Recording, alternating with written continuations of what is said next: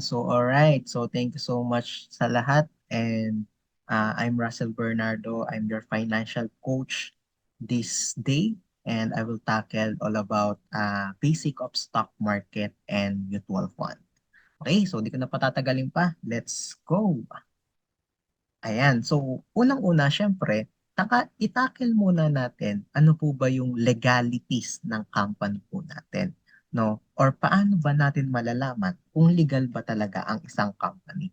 So, syempre, unang-una, ayan, may mga website, may YouTube, may FB pages, may mga TV program. Ibig sabihin, dapat expose po sila sa social media, no? So, yun yung number one kailangan po nating tandaan.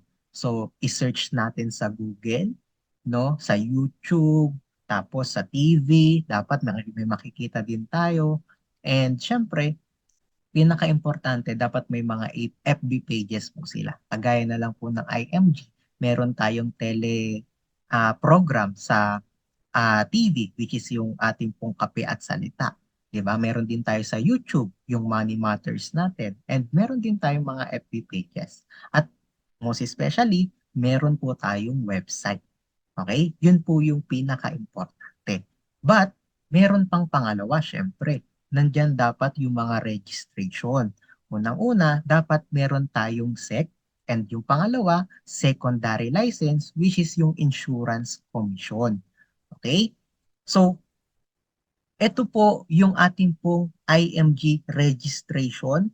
Okay? Which is yung una is yung ibig sabihin nito is yung Securities and Exchange Commission na kung saan, yes, meron po tayo. But take note, karamihan po sa mga scammer is meron po nitong SEC registration. Kaya lagi po nating tatandaan na dapat meron tayong secondary license, which is yung insurance commission. Kasi mabilis pong napepeke ang SEC. Okay? So kaya dapat palagi pong merong insurance commission or secondary license kung tawagin. Okay? Kasi bakit po? Sa insurance commission kasi almost, imagine niyo almost 30 companies lang po or 60 companies rather yung naandito sa ating pong insurance commission or yung nakapasok sa insurance commission. So, kaya makakasigurado ka na legal itong company na to pag naandito sa insurance commission. Okay? So, lagi po natin nahanapin sa mga website para at least makasigurado po tayo. Okay? So, now, let's proceed naman sa ating pong ayan, two types of investment. Okay? Una, meron kasi tayong tinatawag na direct investing. Okay? Ano po ba yung direct investing? Sa direct investing, kung ikaw gusto mong kumita o magkaroon ka ng extra income, pwede ka dito. Yun nga lang medyo mahirap siya, no? Or hindi pala medyo mahirap talaga siya. It's just because kung ikaw, sabihin na natin may 10,000 ka, ikaw ang mag-act as a fund manager. Uulitin ko ikaw po ang magmamanage. Ibig sabihin, ikaw ang magbabay, ikaw ang magsesell. At ito pa po, take note, ikaw po ang maglalagay sa isang company. Okay isang company lang po ang pwede mong mapaglagyan. Kung Jollibee, Jollibee lang. Kung SM, SM lang. 'Di ba? Kaya kung pag bumaba ang stock ng company na yon, baka mamaya yung pera mo sama din. 'Di ba? So, medyo mahirap. Okay? Kailangan mo din aralin. Unang-una, kailangan mong aralin ng masinsinan. Kailangan mong tutukan. Kailangan mong mag-alat ng time talaga dito. 'Di ba? Para masigurado mo nakikita ka talaga. Okay? Pero don't worry kasi meron naman tayong tinatawag na mutual fund investment or investing. So dito mas maganda kasi mas maganda may long-term goal ka, 'di ba? So dito hindi mo na kailangan bantayan, no? Let's say for example, tayo mga investor, ako nag-i-invest din ako, ikaw at yung mga kamag-anak mo gusto din mag-invest, 'di ba? Ibig sabihin, tayo let's say for example, tayo, nag invest tayo. Sa mutual fund investing, okay, pinagsasama-sama yung mga investment natin at magkakaroon tayo ng sarili nating fund manager. Diba? So, hindi mo na kailangan maghirap kasi meron ng magmamanage, meron ng magpo-control, di ba? Meron na po na magde-decide kung saan niya ilalagay, di ba? So, hindi mo na kailangan bantayan. Okay? Tapos, ito pa pinakamaganda, naka-diversified po siya no, sa almost 30 companies dito po sa Pilipinas. 'Di ba? So, ibig sabihin, kung bumagsak man yung isa, ay hindi po masyadong maapektuhan. Bakit? Kasi marami pang investment ang magbabalik sa iyo ng return. 'Di ba? Or marami pang mga company ang magbabalik sa iyo ng return. Ganun po siya kaganda. Kaya top one na nire-recommend talaga natin is syempre yung mutual fund. Most especially kung sa ating pong mga baguhan, no, na wala pang masyadong idea when it comes to investment. Okay?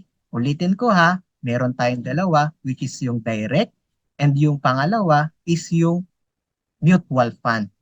Okay? Or yung indirect stock investing kung tawagin.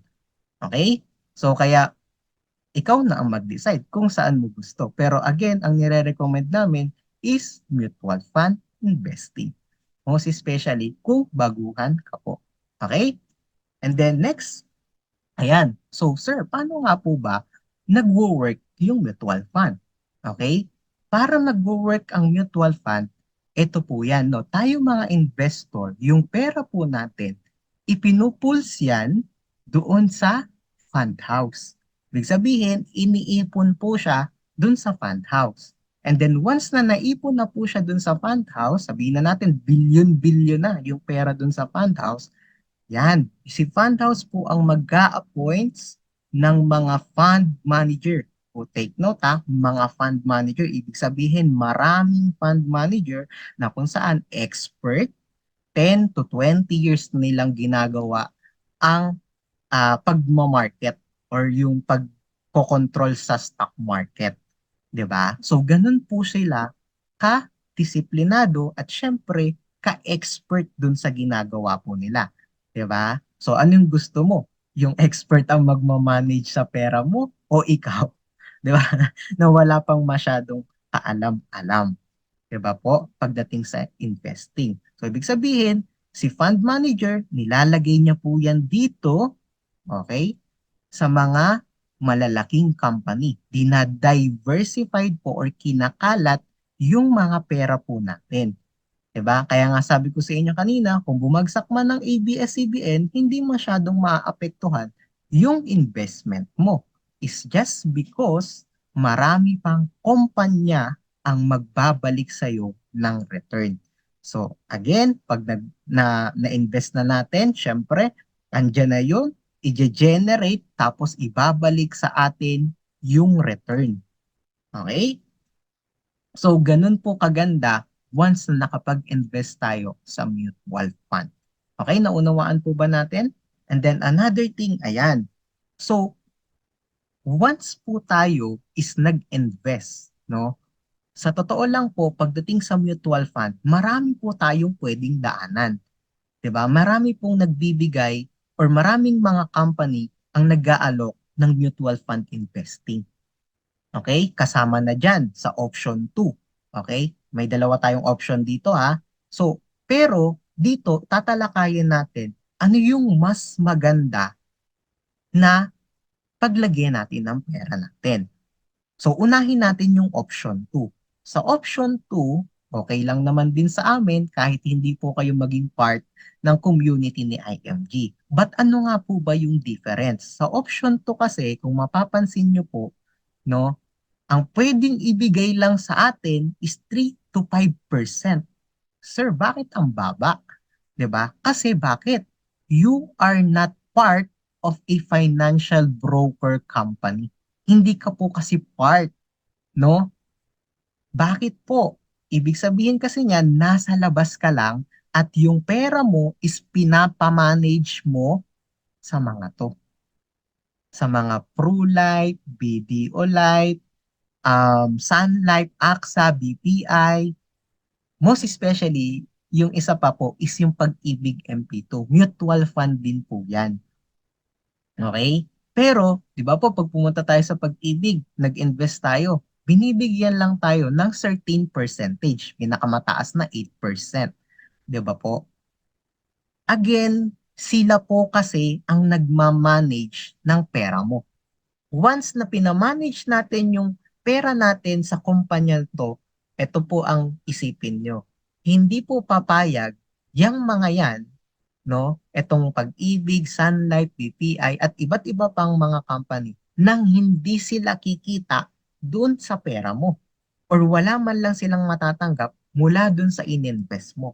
Ibig sabihin, nandyan na yung mga commissions, yung mga charges, yung mga fees, yung mga deduction, once na dito tayo dumaan.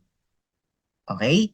So, ibig sabihin, yung pera mo, sabihin na natin may 10,000 ka, dumaan dito, baka mamaya 8,000, 7,000, yung mai-invest dun sa mismong platform ng investment.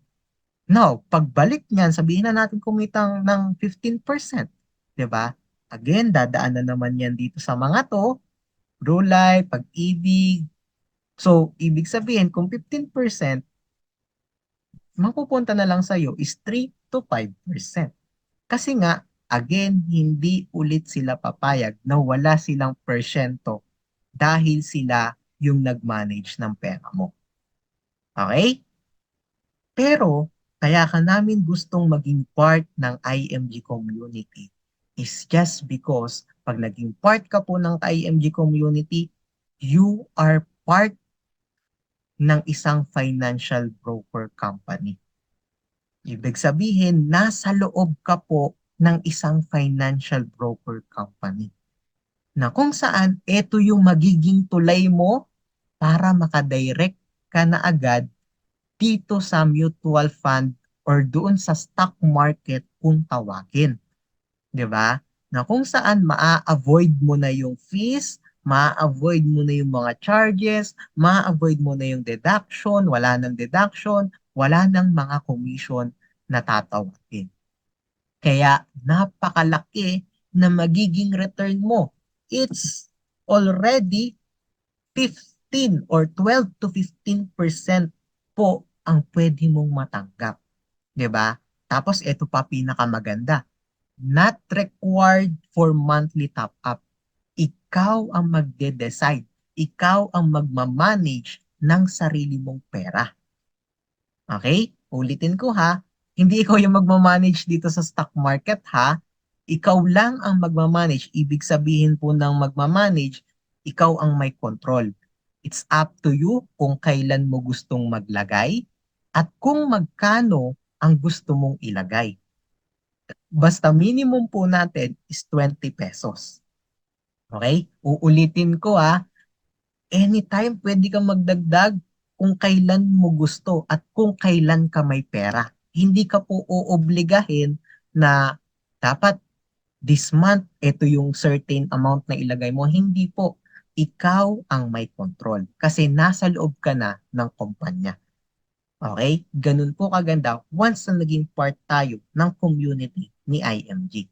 Okay? Tapos, after 6 months, meron ka na agad na or pwede mo na agad ma-withdraw yung investment mo. Meron lang tayo tinatawag na 6 months lock-in period. Okay? But again, mas nire-recommend namin na patagalin mo pa para mas malaki yung magiging return sa'yo. Okay? So, ganun po siya kaimportante at dapat na maunawaan po natin. So, again, ikaw ang magde-decide kung sa option 1 ka na maging part ka ng community ni IMG or dun ka sa option 2 na kung saan hindi ka part ng community ni IMG tapos hindi ka pa part ng mga financial broker company na kung saan yung pera mo ipinapamanage mo pa sa kanila na kung saan meron ka lang return na almost 3 to 5%. 'Di ba? So kung ang mga IMG member kumita ng 1.8 million, si yung iba or ikaw na pumunta ka sa option 2, meron ka lang 733. But again, this is a example, no? Ikaw pa rin ang magdi-decide. Okay? Ayan. So, bibigyan po kita ng tip when it comes to trend ng market. Okay? Ito yung trend ng market, mapapansin mo, no?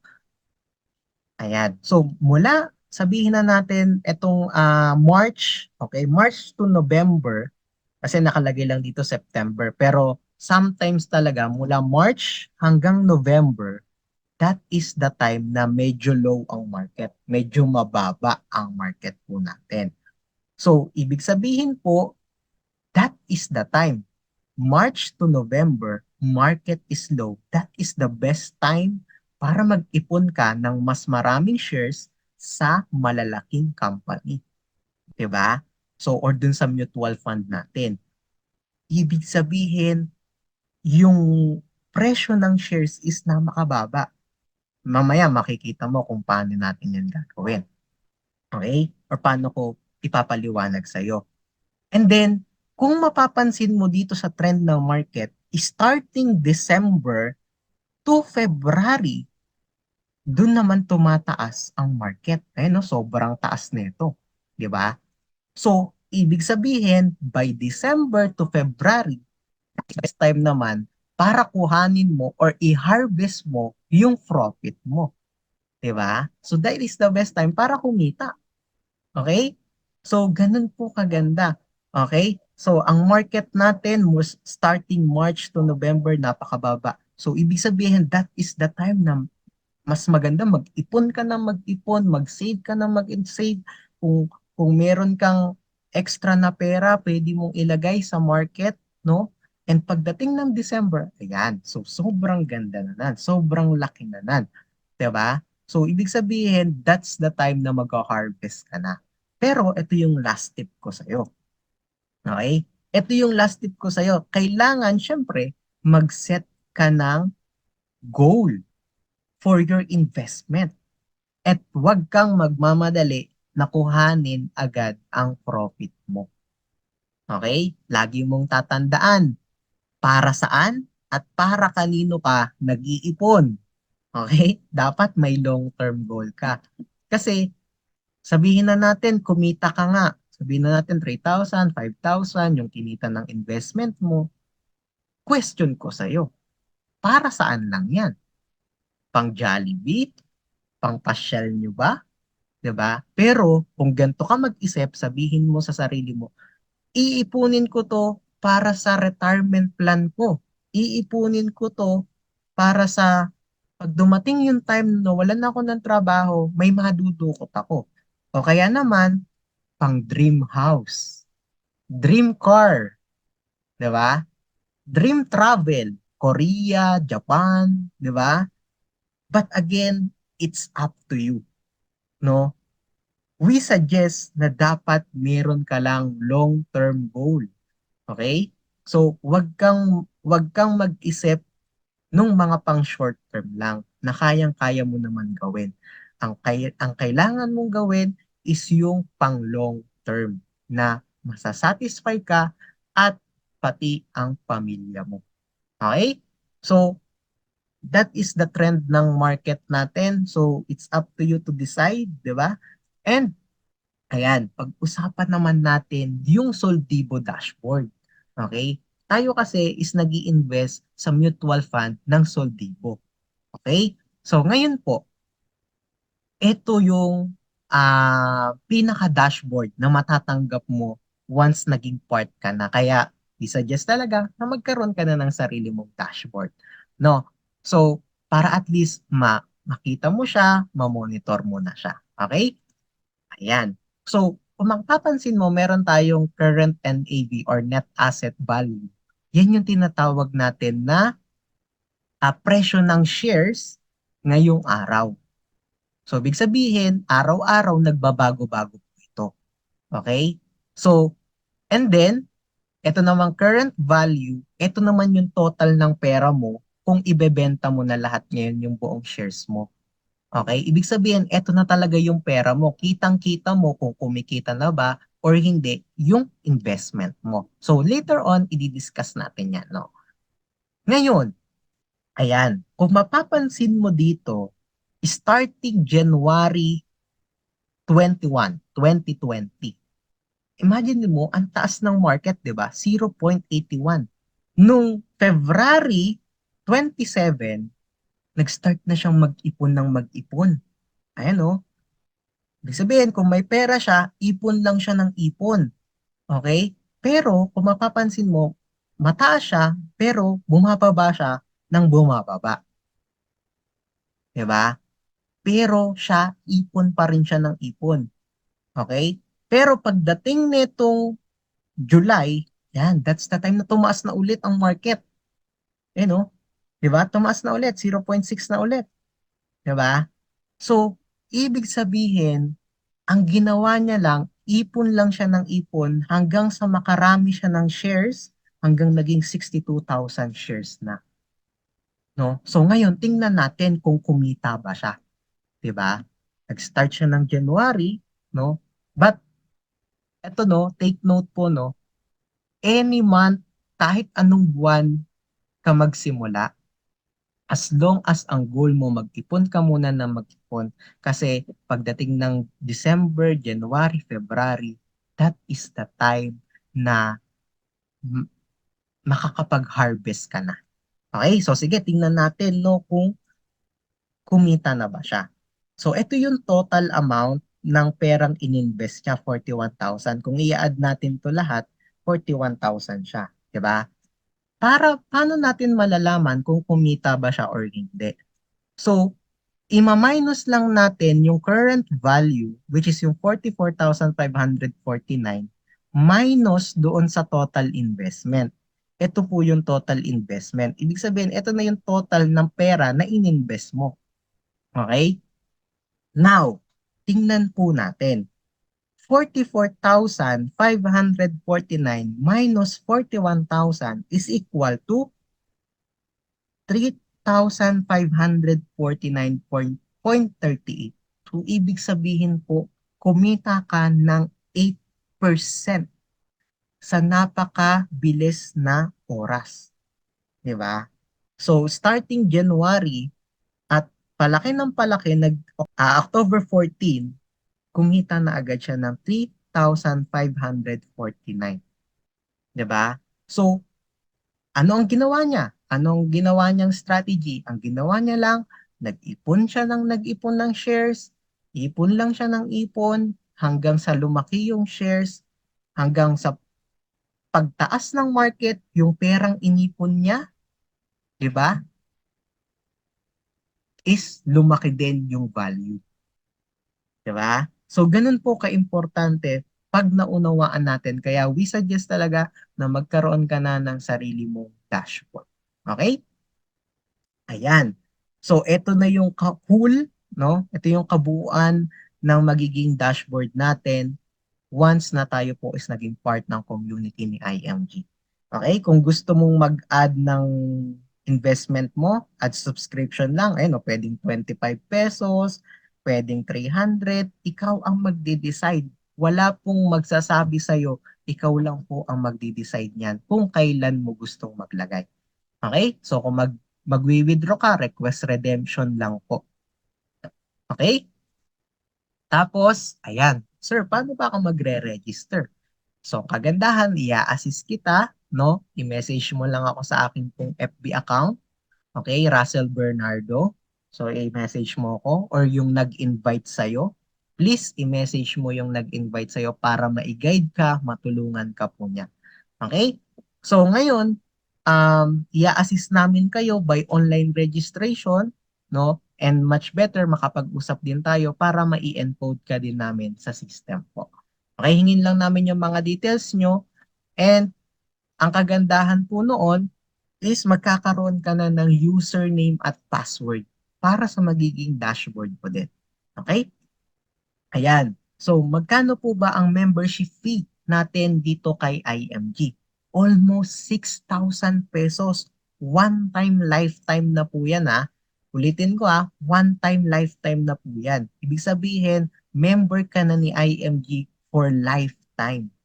Okay? And ito pa po, question ko po sa inyo, baka kasi mamaya nalalakihan po kasi kayo sa 6,000 eh. Ito yung question ko. Ilang 6,000 pesos na po ba ang dumaan sa mga kamay natin? Pero nasaan na ba yung 6,000 pesos na yun? 'Di ba? Napakinabangan po ba natin ngayon yung 6,000 pesos na yon? 'Di ba? Pero imaginein mo dito lifetime ka ng member, every time nakakapag-ipon ka pa, may profit ka pa, kumikita ka, 'di ba? May return sa iyo, nakapag-invest ka sa malalaking kumpanya. At hindi lang po 'yan, 'di ba? Dun sa 6,000 mo, automatic meron ka na agad 1,000 pesos sa iyo pong investment. Tapos, anytime pwede kang magdagdag 20 pesos, 100, 50 pesos, 500 pesos. It's up to you. Plus, meron ka pang mga benefit. Dun sa 6,000 mo, yung 5,000 naman, mapupunta agad sa mga benefit mo. Ito yung mga top benefit. Meron kang 100,000 personal accidental insurance. Again, magkano binayaran mo? 6,000. Pero babalik sa'yo, 100,000 personal accidental insurance. Tapos, meron kang unlimited check-up sa mga Kaiser Medical Center. Kagaya po namin, dito sa may Santa Rosa, Laguna, dito po kami nagpapa-check up. Kahit araw-araw, pwede po kami magpa-check up. Kasi IMG member kami. Part yan ng ating pong benefit. Okay? So, yung mga travel, 'di ba? So, even po ako, nakailang beses na din po ako nakapag-travel because of IMG. 'Di ba? So, top benefit mo din yan. 'Di ba? Yung mga financial training, sa totoo lang, kung sa labas ka, kalatsingkitan, sa iba't ibang mga nagtuturo ng financial education, may bayad po yan. 5,000, 10,000 per session, di ba? Pero dito kay IMG, pag naging part ka ng community, unlimited financial education, ang dami mong matututunan para mapaghandaan mo yung future mo. Di ba? Tapos, kung bibili ka ng sasakyan, meron kang discount almost 150,000 to 250,000 depende sa kotse na bibilhin mo. 'Di ba?